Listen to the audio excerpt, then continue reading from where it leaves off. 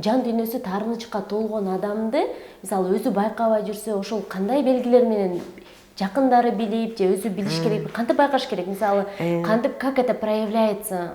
Ошол сизге келиш үчүн кандай себептерин өзү билип билиши керек? Ооба. Таарынган адам ал бир эле адамга таарынбайт да. Таарынган адам, таарыныч деген өзү бул претензия коюу бирөөгө. Бирөөнүн айтканын жактырбай, мындай мага мындай мамиле кылыш керек болчу, мынтпей койду.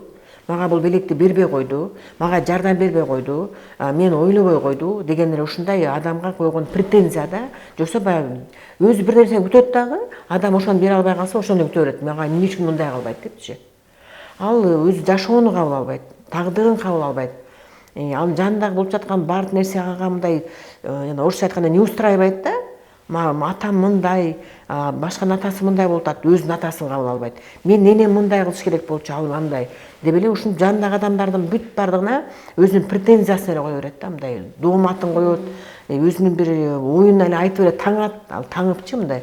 Мисалы үчүн мен ата менен иштегенде айтышат да мындай, мен атам деген мисалы үчүн мага акчаны көп берген эмес, мен окууга окутпай койгон, мени sevме мындай жакшы берген эмес депчи, бирок атасы чындыгында болгонун эле берген да. Андан башка боло албайт, андан башка жасай албайт, андан башка акылы жетпейт андан башка финансылык абалы да туура келбейт да.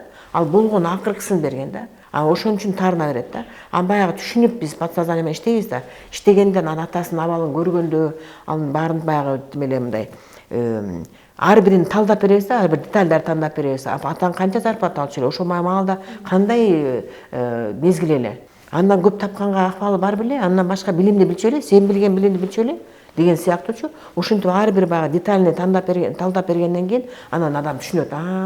Атам акасы байкуш ал болгонун берген турбайбы депчи, мына подсознание ушинтип иштейбиз да, баягы түшүндүрүп адам өзү терең баягы билим алып, анан көкүрөгүндө түшүнгөндөн кийин ал адам жөнүндөгү ою өзгөрөт да.